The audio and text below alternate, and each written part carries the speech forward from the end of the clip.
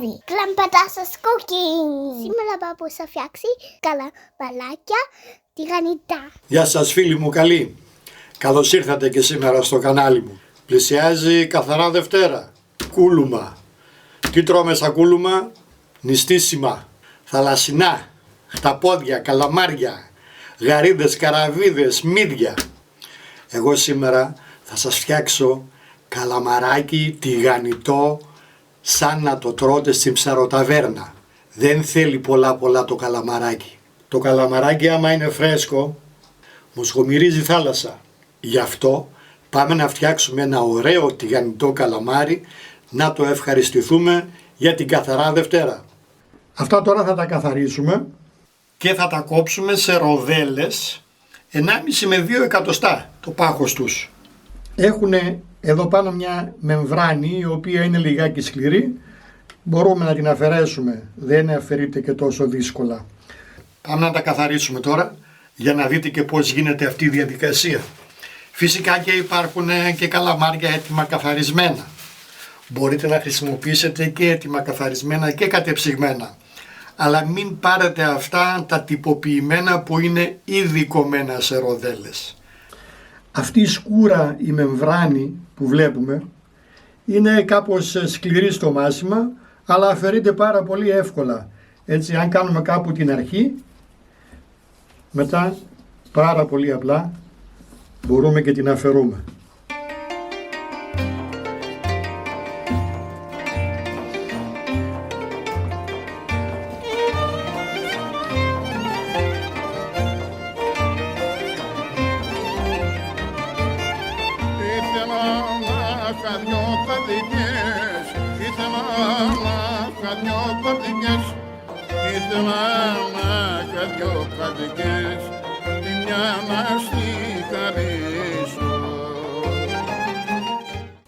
Ακόμη και όποιος τα κάνει για πρώτη φορά, βλέποντας εδώ, θα τα πετύχει σίγουρα. Αφού βγάλαμε τη μεμβράνη, θα αφαιρέσουμε αυτό το διάφανο κόκαλο που πάει πέρα για πέρα. Αυτή είναι η ραχοκοκαλιά του καλαμαριού. Επειδή τα καλαμάρια τα κόβουμε σε ροδέλες για να τηγανίσουμε, τα πτερίγια τώρα θα τα αφαιρέσουμε. Έτσι, μπορείτε να τα κόψετε με το μαχαίρι, αλλά αφαιρούνται και πάρα πολύ εύκολα, γιατί τα κρατάει μία μεμβράνη και αυτά εδώ, έτσι, βλέπετε εδώ. Άμα βγάλετε αυτή τη μεμβράνη, φεύγει το πτερίγιο και το ένα και το άλλο.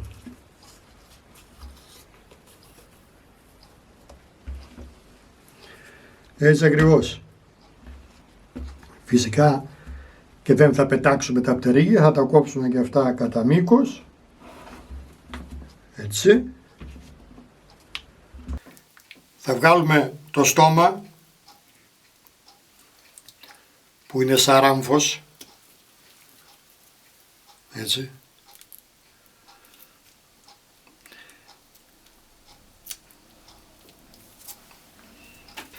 Θα τραβήξουμε το κεφάλι με τα πλοκάμια να το αφαιρέσουμε από το υπόλοιπο σώμα. Έτσι.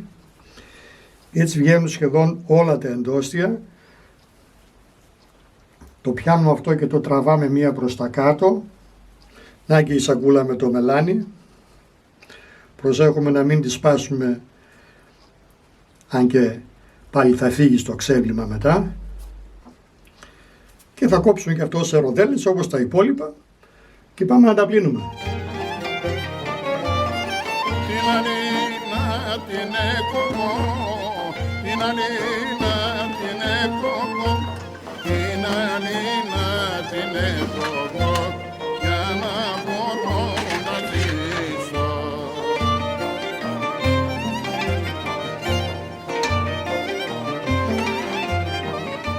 Αγοράζοντας τα καλαμάρια, είδα στο διπλανό τελάρο και σουπιές, ωραίες, μεγάλες και καθαρισμένες μάλιστα, και θυμήθηκα τη σουπιά που έτρωγα πολλές φορές τη δεκαετία του 80 στον Καράπαπα της Χαλκίδας.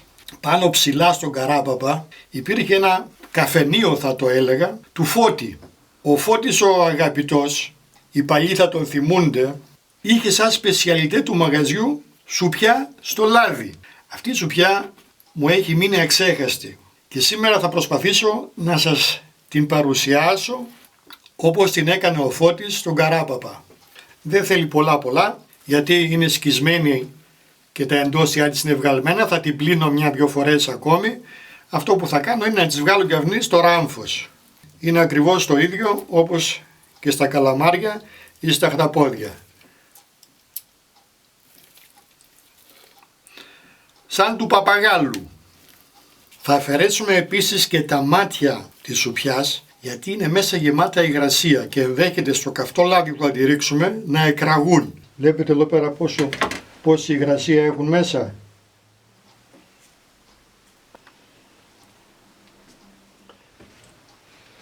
Αφού λοιπόν έχουμε πλύνει καλά τα καλαμάρια μας, θα στρώσουμε σε ένα ταψί μέσα χαρτί κουζίνας και θα βάλουμε τώρα μέσα τα καλαμάρια, τις ροδέλες και τη σουπιά για να φύγουν όλα τα υγρά τους. Όσο πιο στεγνά είναι τα καλαμάρια, τόσο πιο τραγανά θα βγουν μετά το τηγάνισμα. Δεν έχει καμία ουσία να το μαρινάρετε, είναι δώρον άδωρον. Γιατί δεν τραβάει αυτό, δεν είναι κιμάς ή άλλο κομμάτι κρέατος για να τραβήξει μαρινάδα. Αυτό είναι σαν πλαστικό. Θα πάρουμε κι άλλο ένα φύλλο χαρτί και θα τα αφαιρέσουμε όλη τους την υγρασία. Τέλος πάντων όσοι μπορούμε να μην υπάρχει υγρασία. Αυτό είναι και το πιο βασικό στο να μας βγουνε τραγανά. Για να αλευρώσω τα καλαμάρια θα χρησιμοποιήσω αλεύρι για όλες τις χρήσεις και αλεύρι καλαμποκίσιο. 1:1. Θα το ανακατέψουμε. Το καλαμποκίσιο αλεύρι θα το κάνει πιο τραγανό. Τα καλαμάρια τα αλατίζουμε πριν τα τηγανίσουμε για να τα πιάσει το αλάτι. 2 τρόποι υπάρχουν να τα αλατίσουμε. Ρίχνουμε αλάτι στο αλεύρι με το οποίο θα τα αλευρώσουμε. Ρίξτε μπόλικο, μην το φοβάστε γιατί ούτως ή άλλως δεν θα πάρει όλο το αλάτι το καλαμάρι. Και επίσης τα αλατίζουμε λίγο πριν τα αλευρώσουμε.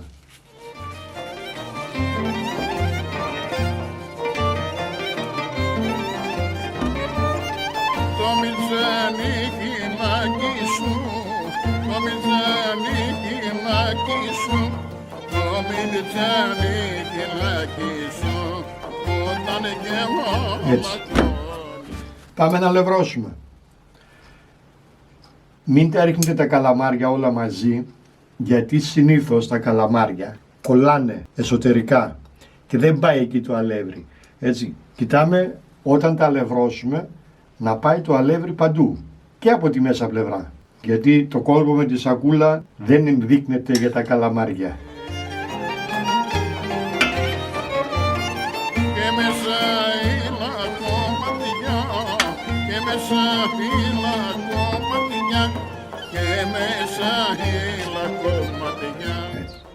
Τώρα είναι μέσα έξω αλευρωμένο και όταν είναι στεγνό δεν παίρνει και πολύ αλεύρι.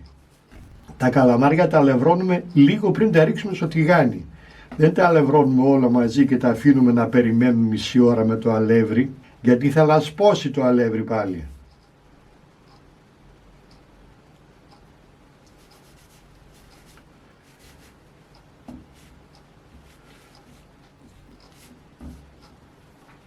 Καλά είναι να τα βάλουμε σε ένα τρυπητό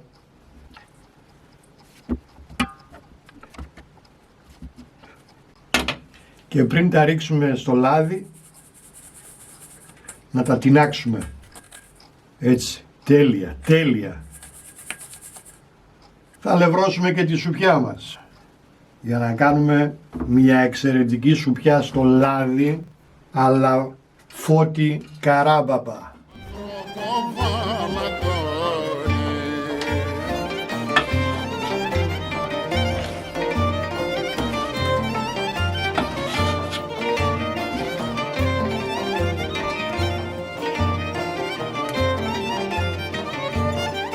αφήνω την καλή νυχτιά, αφήνω την καλή νυχτιά, αφήνω την καλή. Θα την τινάξουμε για αυτήν πολύ καλά, να φύγει το περιττό αλεύρι.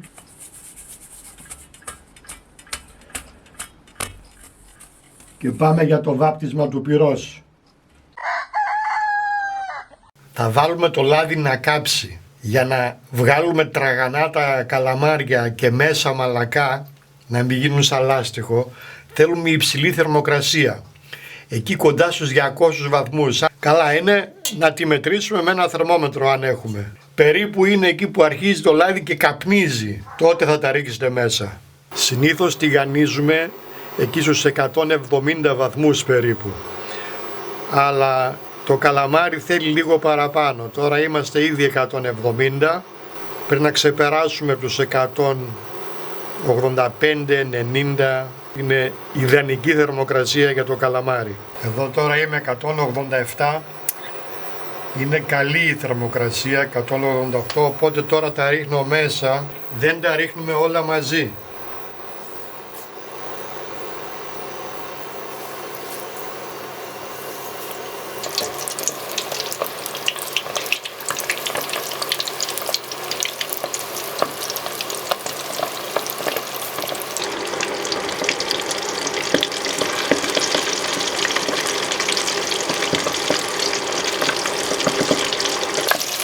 Μόλις πάρουν λίγο χρώμα, τα βγάζουμε. Όσο πολύ μείνουν μέσα, τόσο θα σκληρύνουν. Αυτά εδώ είναι ήδη έτοιμα. Τέλος.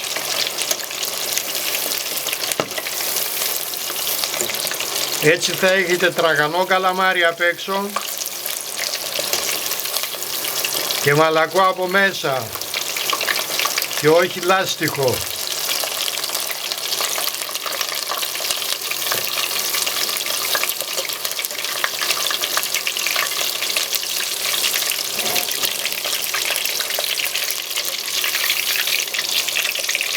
Λιγάκι ακόμη το κεφάλι με τα πλοκάμια.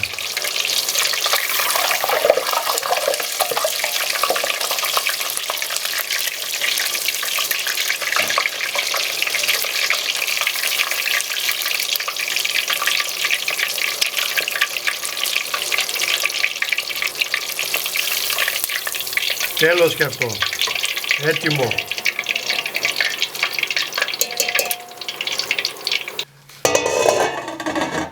Αυτά είναι καλαμάρια. Χρυσαφένιο χρώμα.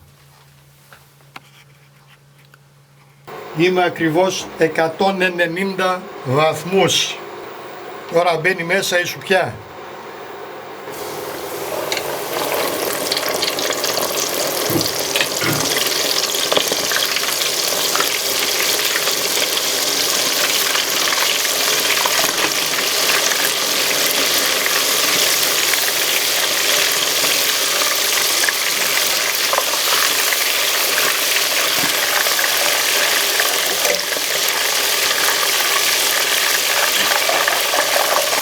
Η σουπιά θέλει λίγο παραπάνω, έτσι.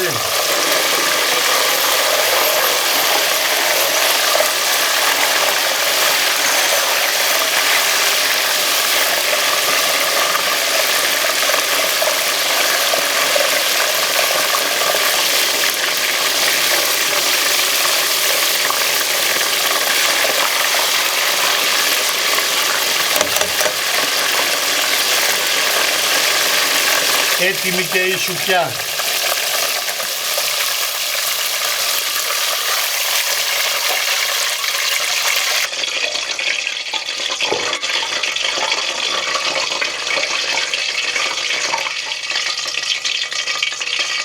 Σουπιά στο λάδι αλαφότη. Για εγγραφή πατήστε το κουμπάκι εκεί κάτω δεξιά. Ενεργοποιήστε και το καμπανάκι και κάθε φορά θα παίρνετε ειδοποίηση όταν ανεβαίνει καινούριο βίντεο. Να είστε καλά. Πλοκαμάκι.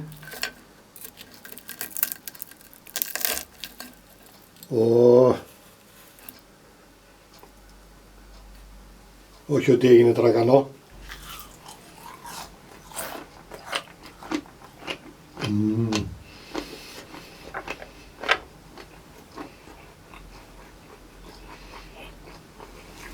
Θα του τάξω λίγο λεμονάκι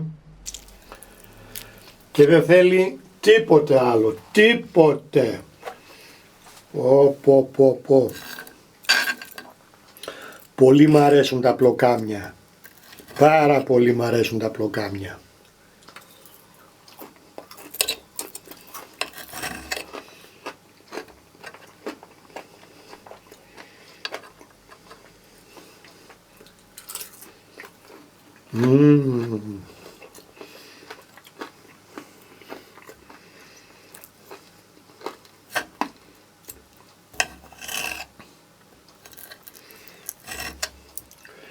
Τέλειο, όχι λάστιχο, αλλά μαλακό.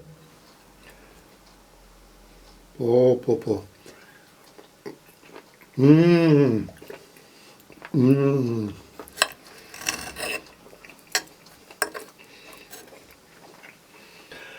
Ακριβώς σαν της ταβέρνας. Τα μαζεύω, να σας δείξω λίγο και τη σουπιά και η συνέχεια στο τραπέζι μετά, μαζί με τους υπόλοιπους. Να και η σουπιά του Φώτη στο λάδι. Λίγο λεμονάκι θα τις ρίξουμε και τις σουπιάς.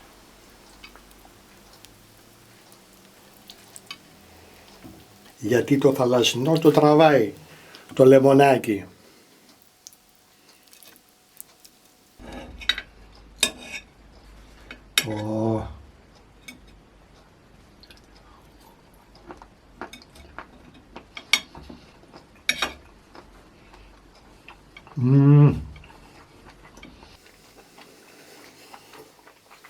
Πω. Έχω να φάω έτσι σουπιά από τότε που πήγαινα στο Φώτη, εκεί κάπου στη δεκαετία του 80.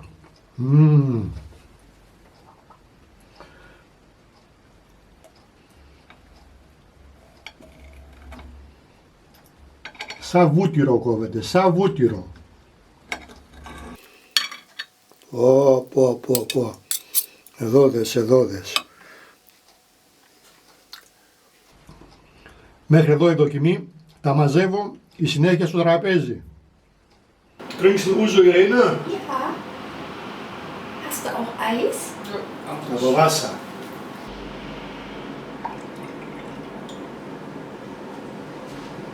Εγώ ένα τσιμπουράκι. Εσύ έβαλες τσιμπουράκι, Άννα, μπράβο Άννα, καλά έκανες. Βεβαίως. Να βάλω και εγώ ένα τσιμπουράκι. Καλαμαράκι, γίγαντες, χταποδάκι ξινό, 2 ταραμάδες που έκανα στο προηγούμενο βίντεο, σαλατούλα, πιπεριές τηγανιτές, ρεβίδια σαλάτα, πατάτα σαλάτα, μελιτζάνες τουρσί, ελιές και στο τέλος χαλβάς μακεδονικός. Άντε κορίτσια, στην υγεία μας. Γεια μας. Να είμαστε καλά.